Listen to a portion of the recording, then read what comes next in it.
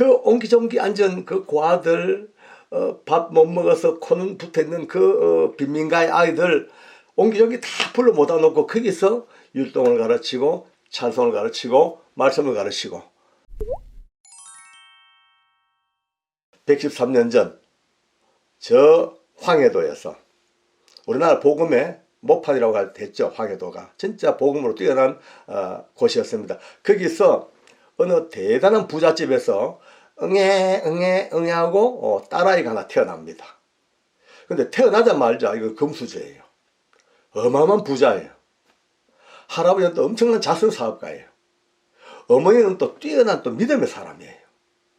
모든 것이 구비된 그 집에 귀한 맏딸로 태어난 이 아이가 어머니 품속에서 신학교와 같은 인생을 보냅니다. 어머니는 날마다 이 아이를 안고 기도해주고 찬송 불러주고 말씀을 또 읽어주고 또 유아세례 받고 아마 요게벳이라는 사람이 모세를 품에 안고 그 어릴 때부터 젖먹이 가면서 하나님의 나라에 대해서 이야기하고 말씀을 가르치는 거의 비슷 오바랩되듯이 그런 모습 같네요. 어머니 아버지의 뜻에 따라서 교사가 됩니다. 그래서 첫 발령지가 저 멀고 먼 전라도 전주 땅으로 가게 됩니다. 전주에는 그 당시에 선교사님들이 세웠던 기전여고라는 여고가 있습니다. 이 기전여고는 정말 신지식은 물론이고 또 하나님의 사랑과 복음을 너무나 귀하게 전했던 대표적인 학교가 기전여학교였습니다. 그 기전여학교의 선생님으로 부임을 한 거예요. 여기서부터 이 방해인 선생님의 삶이 꽃이 피죠. 자, 아리따운 처녀가 너무나 이쁜 모습에 걸쳐온 옷은요 최고 부잣집이니까 주단의 저고리에 빌로우드 치마에 그 당시 보기 힘들었던 분홍색 그 구두에 폐물에 뭐 기타 등등 얼마나 다이아몬드 반지에 기타 등등 끝내줬겠죠. 그러니 모든 사람의 선망의 대상입니다. 머리가 좋으니까 또 실력으로도 최고예요. 그런데 이제 문제는 3년 동안을 거기서 근무하면서 뭐 모자랄 거 없는 뭐 인생을 살죠. 뭐 돈도 뭐 삶도 칭송도 근데 늘 허전해. 허전하고 다 텅 빈 것 같은 느낌이에요. 어릴 때부터 모태신앙으로 신앙을 해왔지만은 그 신앙생활의 모든 것이 그 심령을 달래지 못하고 갈수록 쫓기듯이 허전하고 뻥 뚫린 듯이 너무나 공허한 느낌 속에 괴로워서 못 사는 거예요. 그러다가 3년 만에 학교를 그만두고 다시 고향으로 돌아옵니다. 와서 고향에 있는 학교에서 다시 교사를 하고 있는 도중에 여기서부터 드디어 놀랍고도 위대한 하나님의 역사가 시작이 됩니다.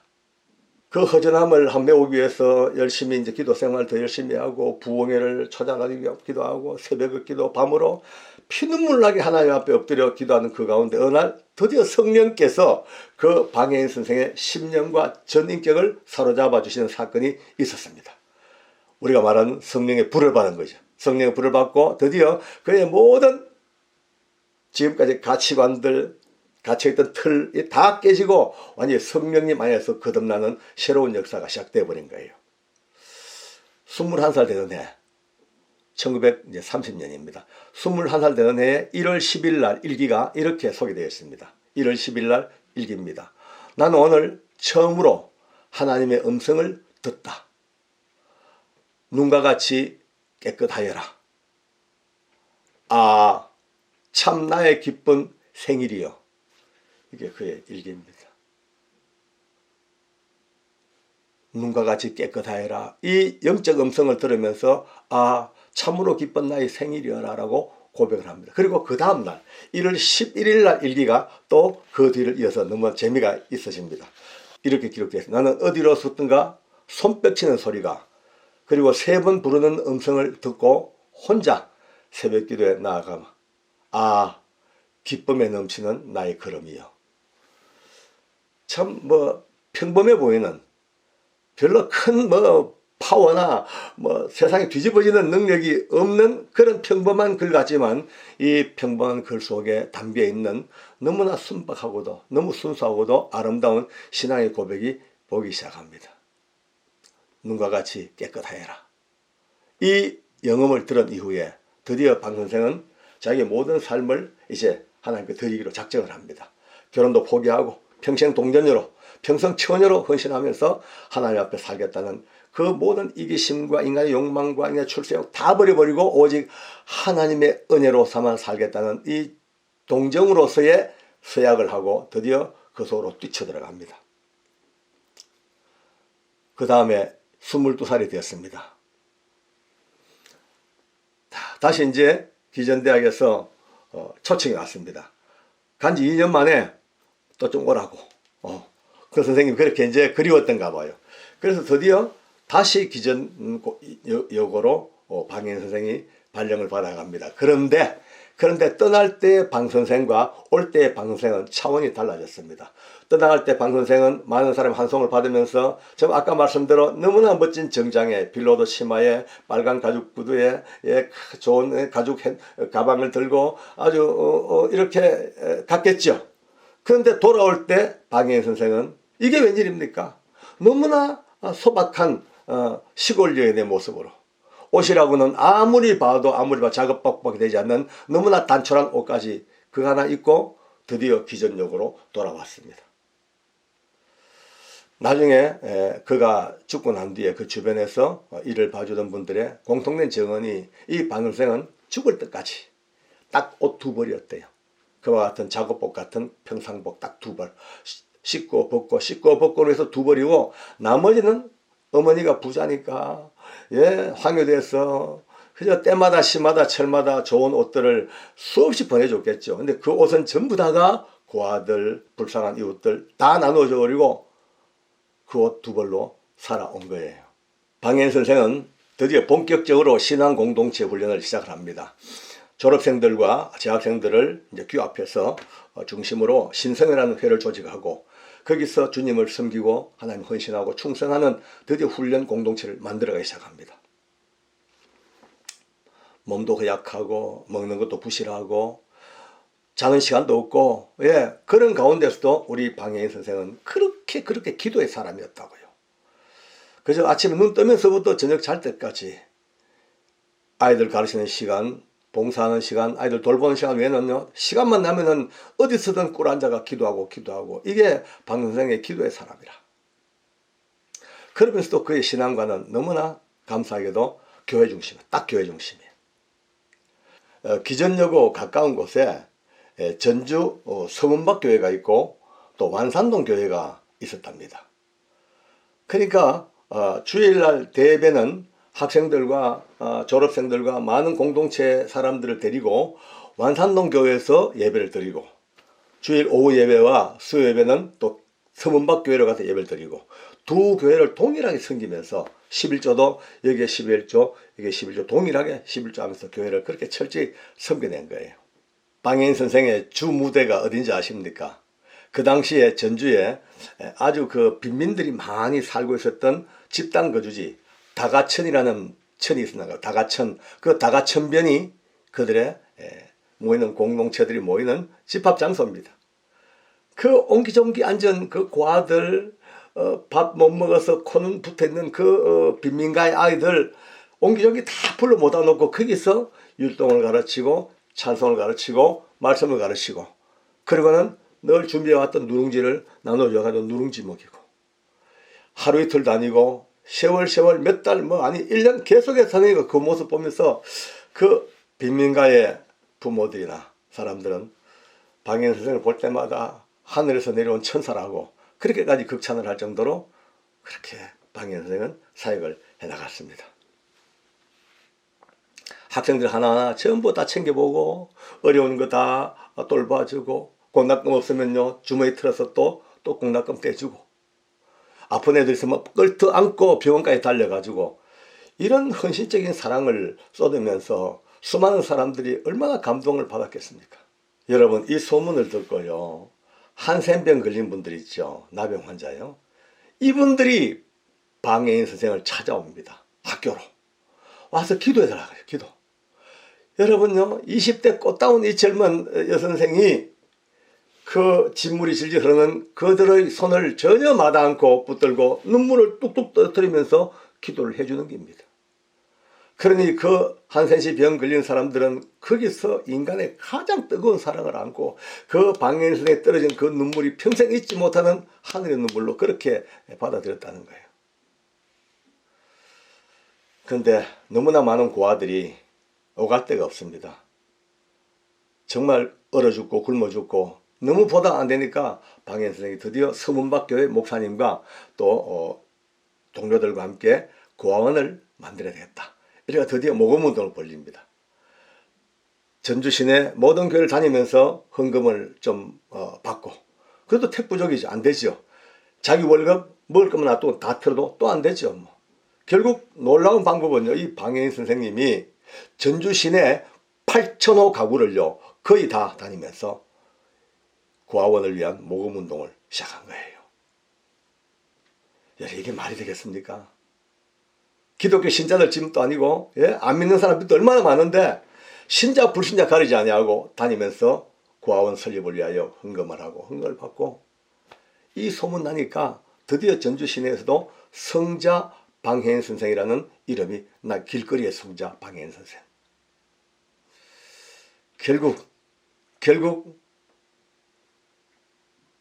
그 모은 돈으로 서문박교에 가까운 곳에 큰 한옥이 하나 있었는데, 그 한옥이 기생들의 아마 훈련소 아니면 놀이터라고도 합니다만은 아마 기생들 양성하는 훈련소인 것 같았어요. 그 큰 한옥을 구입해 가지고 리모델링을 싹 해가지고 드디어 크리스마스 날 눈물의 고아원 개소식이 열렸습니다. 전주 시민들 그를 향하여 정말 성녀라고 이름을 부를 정도로 예수를 믿는 사람이든 안 믿는 사람이든 방해인 선생에 대한 그 칭송과 사랑이 대단했습니다. 그러던 가운데 24살 되던 해에 장티푸스에 걸렸습니다. 40도가 넘는 열이 내려가지 아니하고 결국은 이제 죽음에 이르게 됐습니다. 이 소식을 듣고 황해도에서 급히 내려온 부모님의 손을 잡고 마지막 남긴 말이 딱 2마디입니다.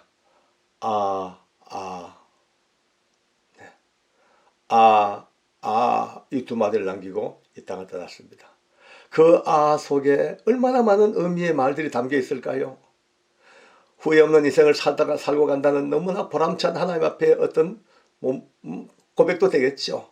아니면 아직도 못한 일들 때문에 가슴 아파하는 아픔도 있겠죠. 부모님 앞서가는 불효녀의 아픈 마음을 담기도 했겠죠. 두고 가는 고아들과 학생들의 그들을 종래 잊지 못해서 가슴 아픈 아아도 될 수가 있겠죠. 그 아아가 오늘 제 마음을 찔러옵니다. 결국 그의 장례식은 사랑하는 기전여고 운동장에서 학생들과 고아들과 전주 시민들과 얼마나 많은 사람들이 모여서 눈물로 감사로 그를 떠나보냅니다. 학생들은 팔짝팔짝 뛰면서 우리는 엄마 아빠 사랑이 없어 살 수 있지만 선생님 사랑 없이는 못 살아요.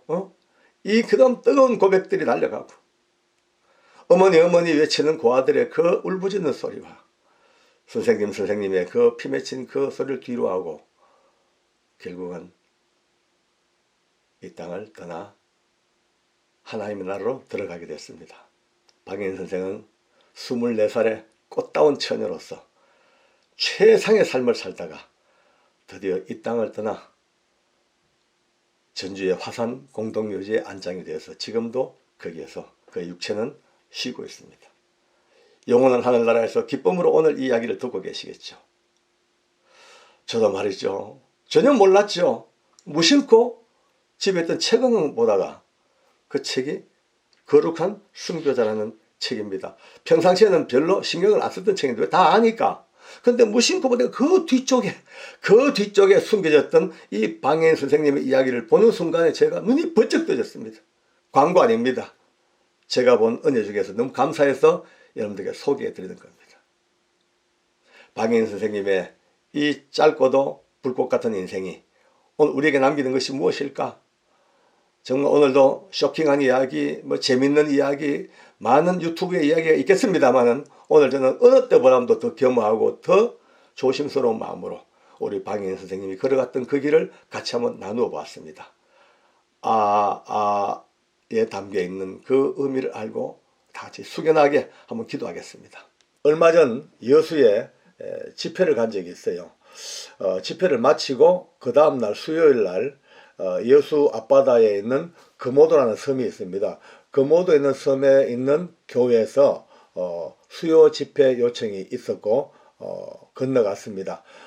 아직까지 그 섬은 금오도는 육지와 섬이 다리로 연결이 되지 아니하고 배로 사람과 화물과 차들이 오갑니다. 거리는 멀지 않는데도 불구하고 그래서 이제 건너갔죠. 거기서 저는요 너무너무 귀한 분을 한 분을 만나게 됐어요. 물론 이제 책으로도 아니면은 뭐 여러 가지 기록으로도 알던 분이지만 실제로 가까이 가서 그분의 살아온 삶의 흔적과 또 사역의 역사 그리고 그분의 그 믿음의 향기까지 느껴질 수 있는 그런 곳으로 가니까 제가 얼마나 감개무량했겠습니까. 금오도는 좀 특별한 섬입니다. 왜냐하면은 그 섬에 마을이 13개인가 14개 마을이 있어요. 근데요 참 희한하죠. 모든 마을마다 한 곳도 빠짐없이 교회가 다 있습니다. 마을에. 아마 이런 곳은 제가 처음 본 것 같아요. 거기서 우왕리라는 교회가 있더라고요. 그 교회에서 이제 집회를 하는데요. 우왕리. 그 우왕리 교회에서 오늘 만난 분이 이기풍 목사님이십니다. 이기풍 목사님. 많이 들어 아시죠? 저도 뭐 아까 말씀대로 책도 여러 가지 이제 기독교 전기에서 알던 분입니다. 그런데 직접 가까이 가서 그분의 믿음의 향기가 느껴지는 거예요. 와, 너무 놀랐습니다. 너무너무 감사했고 뭔가 코끝이 찡할 정도로 가슴이 울림을 받는 그런 만남이었어요. 이기풍 목사님은 이 우왕리 교회에서 77세로 세상을 떠나실 때까지 마지막 목회지가 우왕리 교회였다고 들었습니다. 그런데 이 이기풍 목사님이 처음부터 뭐 예수를 잘 믿는 그런 분이 아니었고 청년 때는요 아주 지독한 기독교에 대해서 막 안 좋은 감정을 가지고 막 그냥 반감을 가지고 막 그런 사람이었다고 들었어요. 어느 일화가 있는데 어떠냐면은 그 당시에 대한민국 선교사역에 큰 획을 껐던 마펫 선교사님이라는 분이 계시거든요. 그 마펫 선교사님이 하루는 길가에서 막 복음을 전하고 전도를 하는데 이 이기풍 청년이 막 속이 막 부글부글 끓어 그냥 화가 나가지고 열받아가지고 큰 돌을 들고 마펫 선교사님을 향해 던져버렸어. 근데 그 날아간 돌이 이 턱에 그냥 말이야 턱이 그냥 완전히 뭐 너무 크게 다쳤죠. 팍 깨지자말자 마펫 선교사님이 아야 소리도 하지 아니하고 땅바닥에 납작 꿇어앉아서 기도를 하더라는 거예요. 여러분 지금 이 지금 모습이 어디선가 이렇게 연상되는 겹쳐지는 모습이 보이지 않습니까? 사도행전에 보면은요 회심하기 전에 사울이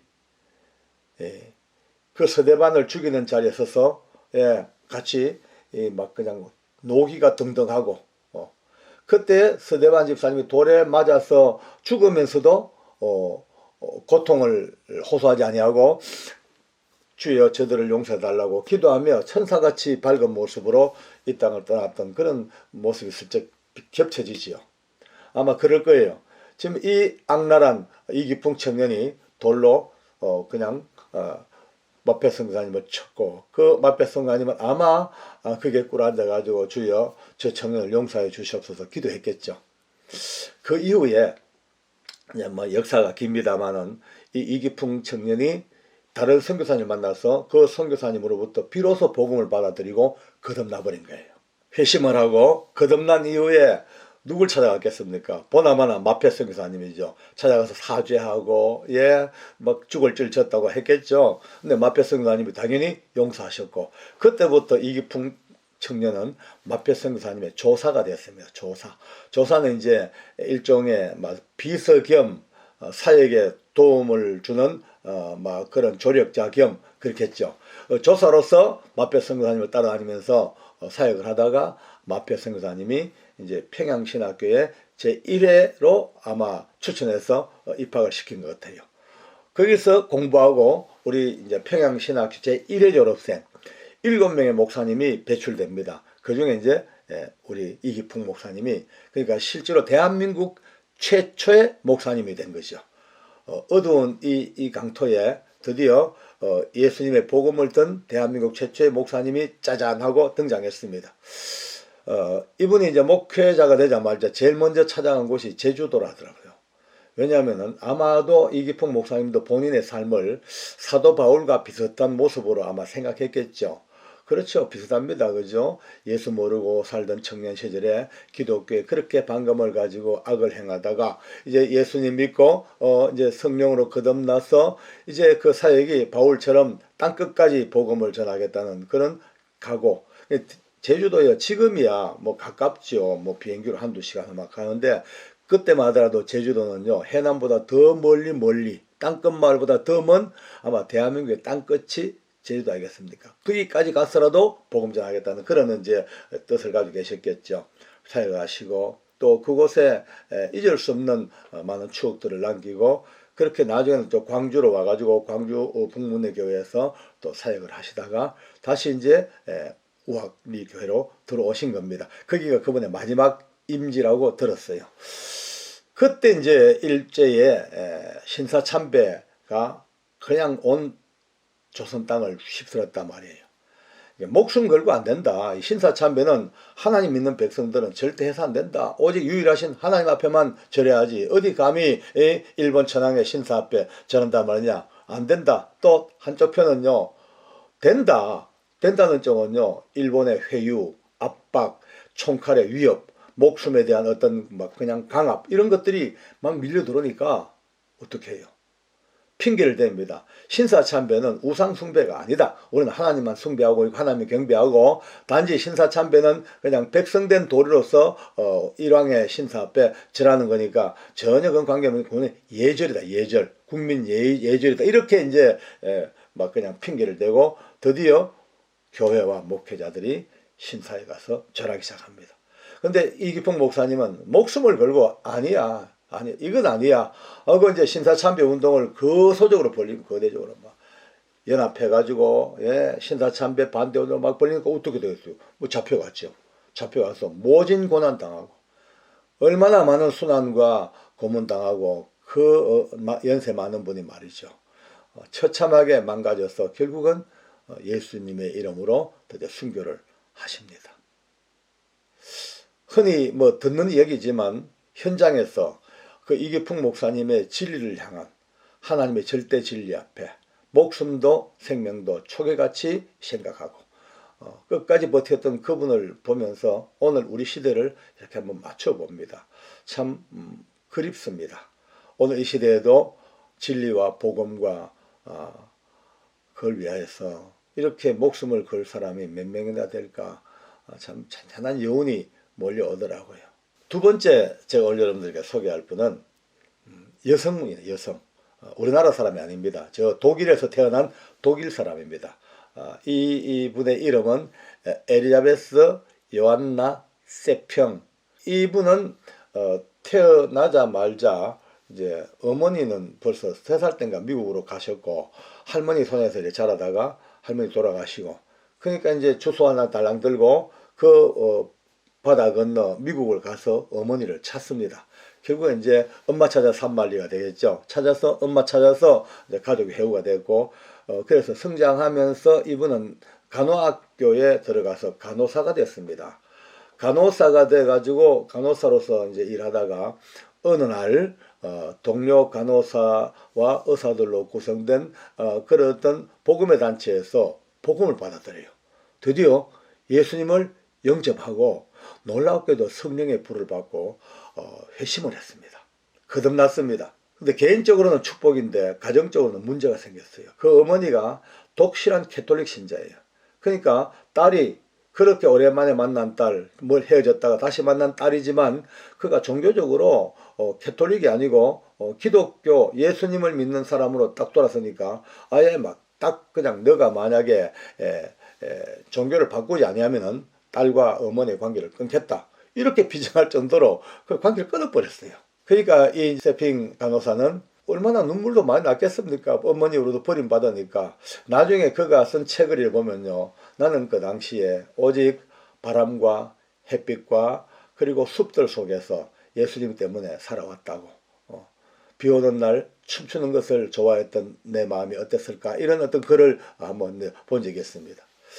어쨌든 이제 그렇게 하다가 어느 날 동료 간호사들에게 지금 조선 땅에는 의사도 없고 간호사도 없고 하니까 환자들이 얼마나 많이 생겼는데 이 환자들이 그냥 도로 처치가 안 되니까 길바닥에서 쓰러져 죽는 이가 속출하고 있고 정말 아비규환이라는 어린이를 듣고는 가슴에 뜨거운 불이 확 붙어버렸습니다. 내가 조선으로 가자. 거기서 그 가난하고 고통받고 죽어가는 환자들 위하여 내 목숨을 한번 바치자 라고 드디어 결심을 하게 됩니다. 드디어 한국으로 왔습니다. 오자마자 이 세핑 선교사님은 자기 이름도 한국식으로 바꿔요. 어떻게? 서서평으로 바꿉니다. 서서평. 서서평은 자기가 나중에 그 이름을 이렇게 자기는 타인이 그렇게 부릅니다. 서서히 천천히 평온을 찾아가자. 천천히 슬로우 평온을 찾아가자. 그래서 서서평이라고 지었는데 이게 알고 보니까 그냥 만든 이름이 아니고 세핑을 한국말로 하다 보니까 서스핑 아주 멋지게 잘 된 것 같아요. 천천히 오랜 세월 동안 평온과 평화를 찾아가는 주님의 종이라는 그런 느낌이 됐겠죠.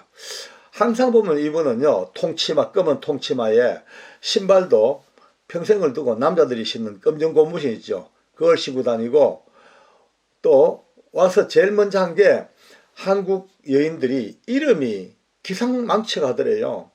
그저 여자들 그때 여자 이름이 뭡니까? 은년이, 끝년이, 뭐 망순이, 막 대충 막 이름은 막 여자 이름 막 이러면 안 된다. 여성의 고유한 존엄을 찾아야 한다고 그때부터 예쁜 이름 지어주기 운동을 벌이신 분이에요. 참 재밌죠, 그죠? 이름이라는 것이 사람의 정체성과 인격을 지배하는 거니까 되게 중요하죠. 자기 봉급 다 가난한 이들 위해, 비혼모를 위하여, 병든 자를 위하여. 평생 독신으로 삽니다. 살면서 자기가 13사람의 양자, 양녀를 받아들여요. 입양을 해요. 자식으로. 한 명의 또 한센병 환자를 또 입양하고 죽을 때까지 집안에 수십 명 마지막 임종할 때는 38명의 오갈 데 없는 사람을 데리고 사는 그런 선교사님입니다. 그렇게 평생을 한국 땅에서 살면서 미국 돌아오라고 그래도 안 갑니다. 나는 한국 살겠다고. 한국 사람이라고. 54세로 일찍 떠납니다. 너무 안타까워요. 나이 54세에. 아마 안 그렇겠습니까? 그 혼자 사는 몸에 얼마나 먹기나 하겠으며 자기가 다 나누어주고 그래 사니 그 모진 고난 속에 54세를 일기로 그렇게 죽습니다. 마지막 임종 직전에 유언을 합니다. 내 몸을 병원에다가 기증을 해라. 열악한 한국 사회에서 이 조선 땅에서 해부 실습할 수 있는 것이 얼마나 드무냐. 그러니까 내 몸을 해부 실습으로 사용해 달라. 그렇게 하고 이 땅을 떠난 거예요. 그 서서평 선교사님이 떠난 바로 그 이후에 장례식에 누가 권유도 하지 아니하고 뭐 사회장도 아니고 국장도 아닌데도 불구하고 시민장보다 더 성대하게 얼마나 많은 여인들이 소복을 입고 길을 따르면서 마지막 그분을 보내드렸다는 그 서서평 선교사님. 그렇습니다. 역시 이기풍 목사님처럼 진리 때문에 목숨을 던진 분도 계시고 또 자기를 낮추고 사랑으로 가난하고 불쌍한 이웃들을 위하여 욕심과 탐욕 다 던져버리고 오직 한 몸을 이국 땅에서 검정 고무신 신고 사시다가 가신 이분을 생각하다 보니까 역시 오늘 이 시대를 돌아봅니다. 욕심과 탐욕과 가득 차가지고 그저 목숨을 걸고 싸운 이 시대 속에 오늘 이기풍 선교사님과 목사님과 서서평 선교사님의 이야기를 가슴에 담아보면서 오늘 이 시대를 산 우리의 마음이 어떻게 될 것인가, 어떻게 살아야 될 것인가를 겸손하게 외치고 들리지 아니하더라도 더 나된 자리에서 기도하면서 우리가 이 시간을 가졌으면 참 좋겠습니다. 기도하겠습니다. 하나님 아버지 참 감사합니다. 자신을 버리고 진리와 하나님의 나라를 위하여 목숨을 바친다는 것이 말만큼 쉽지가 않은 것 우리가 압니다. 부족한 정도 잘 압니다. 말하면서도 부끄러움을 느끼고 이것을 서로 나누면서도 한없는 자괴심을 느낍니다. 우리 모두가 다시 한번 오늘 이 혼돈한 시대 속에서 한 줄기 빛처럼 살다가 이 땅을 떠나간 두 사람의 이야기를 가슴에 담으면서 우리의 모든 삶이 어떻게 되어야 될 것인가를 심각하게 자신들 돌아볼 수 있는 은혜의 시간 될 수 있도록 우리 모두를 하나님 붙드시고 은혜 베풀어 주시옵소서. 하나님 외쳐 고함 지르지 아니할지라도 우리가 해야 될 일이 무엇이며 우리가 추구할 것이 무엇임을 다시 한번 깨닫사오니 하나님 우리를 은혜 가운데 붙들어 주시옵소서. 작은 물방울 하나도 홍수의 책임이 있다는데 하나님 아버지 우리 모든 삶 안에가 주가 우리의 모든 기도 하나가 우리의 모든 살아가는 삶의 복적 하나가 모두 다 이 거대한 역사의 책임이 있음을 깨닫게 하시고 하나님의 은혜 속에서 다시 한번 겸허하게 오늘을 살게 하여 주시옵소서. 예수님의 이름으로 기도드리옵나이다. 아멘.